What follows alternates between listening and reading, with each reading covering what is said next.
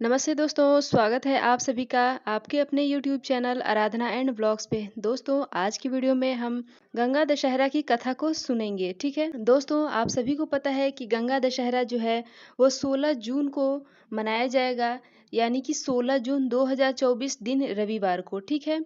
और बाकी की जानकारी के लिए मैंने वीडियो अपलोड कर दिया है, आप चाहें तो चैनल पे जाके चेकआउट कर सकते हैं। दोस्तों, गंगा दशहरा के दिन गंगा स्नान करने के बाद गंगा जी की कथा ज़रूर सुननी चाहिए। इससे गंगा जी में स्नान करने जितना ही पुण्य मिलता है। तो दोस्तों, आइए साथ मिलकर कथा को सुन लेते हैं। एक बार की बात है, राजा रामचंद्र जी की नगरी अयोध्या में एक राजा हुए। उनका नाम था सगर, राजा सगर। इनकी दो रानियां थी। एक रानी को 60,000 पुत्र थे, तो वहीं दूसरी रानी को सिर्फ एक पुत्र था।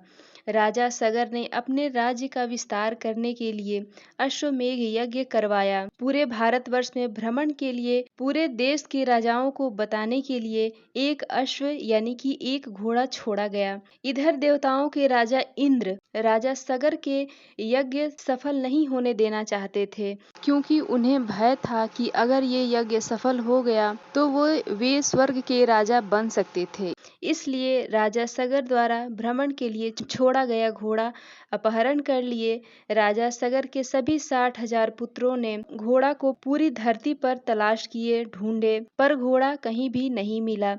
राजा ने आदेश दिए कि पाताल लोक में घोड़े की खोज की जाए।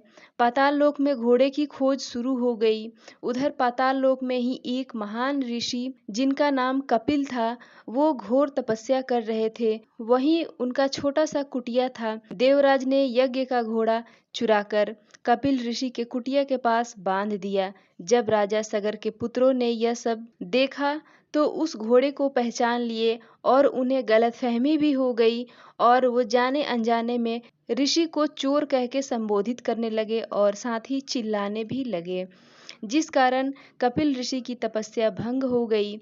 ऋषि अत्यंत क्रोध में थे।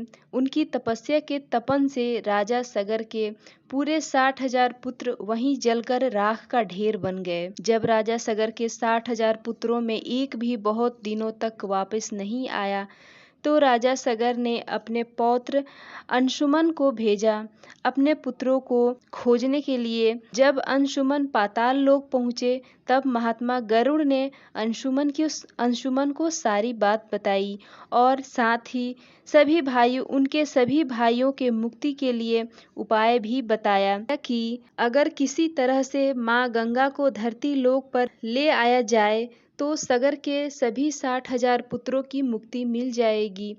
गरुड़ जी के आज्ञा अनुसार अंशुमन घोड़े को लेकर महल पहुँचे और राजा सगर को पूरी बात बताई। समय बीतता रहा। अंशुमन माँ गंगा को धरती पर लाने के लिए कठिन तपस्या शुरू कर दिए, पर उनकी तपस्या सफल न हो सकी। इसके पश्चात उनके पुत्र दिलीप ने कठिन तपस्या करी कि अपने पूर्वजों की मुक्ति के लिए, परंतु वो भी असफल रहे। इसके बाद राजा दिलीप के पुत्र भगीरथ हुए और भगीरथ ने बहुत ही कठिन तपस्या किए, जिससे ब्रह्मा जी प्रसन्न होकर प्रकट हुए और ब्रह्मा जी राजा भगीरथ जी से वर मांगने के लिए कहा, तो भगीरथ जी ने माता गंगा को स्वर्गलोक से धरती लोक पर भेजने की प्रार्थना की।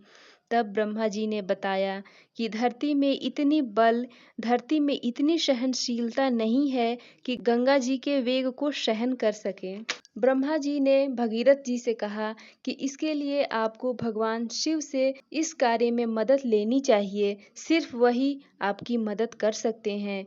इस तरह भगीरथ जी ने शिव जी के पास जाकर प्रार्थना की। तब शिव जी मान गए और गंगा जी उस समय ब्रह्मा जी के कमंडल में थीं। शिव जी के मान जाने पर ब्रह्मा जी ने कमंडल से शिव जी के जटाओं में गंगा जी को अवतरित कर दिए। तब गंगा जी शिव जी के जटाओं में समाहित हो गईं। वो वहां बहुत दिनों तक रहीं, क्योंकि शिव जी तपस्या में लीन थे। जब शिव जी की तपस्या पूरी हुई, तब शिव जी अपनी जटाओं को खोला और माँ गंगा की धारा फूटी। माँ गंगा हिमालय से होते हुए पृथ्वी पर आईं और जहाँ से गंगा जी कलकल छल छल बहती, सारे प्राणी जीव जंतु मनुष्य कांप जाते, मानो जैसे कि प्रलय आ गया हो। इस तरह गंगा जी बहती हुई कपिल ऋषि के आश्रम तक पहुंची और राजा भगीरथ के पूर्वज और सगर के 60,000 पुत्रों को तारते हुए उन्हें मुक्ति प्रदान करते हुए समुद्र में जाकर मिल गईं। यहीं गंगा जी का एक और नाम पड़ा, एक और नाम मिला, भगीरथी। क्योंकि राजा भगीरथ के अड़िग तपस्या और अथक प्रयास से गंगा जी स्वर्ग लोक से धरती लोक पर आईं। जैसे भगीरथ के पूर्वज को मुक्ति प्रदान किए, वैसे ही इस कलयुग में माता गंगा आज हम मनुष्यों के कल्याण कर रही हैं। तो दोस्तों, ये थी गंगा दशहरा पर माता गंगा से संबंधित कथा।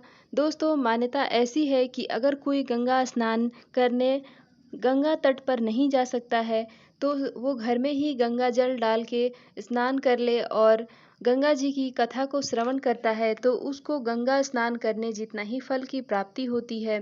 तो दोस्तों, आशा करती हूँ कि ये कथा आपको पसंद आई होगी। अगर कथा पसंद आए हो तो वीडियो को लाइक करें। साथ ही इसी तरह की जानकारी के लिए आप हमारे चैनल को सब्सक्राइब कर बेल आइकन प्रेस कर दें, ताकि जो भी मैं नया वीडियो अपलोड करूं उसकी नोटिफिकेशन आप तक सबसे पहले पहुंचे। मिलती हूँ इसी तरह के एक और वीडियो के साथ, तब तक के लिए हर हर गंगे।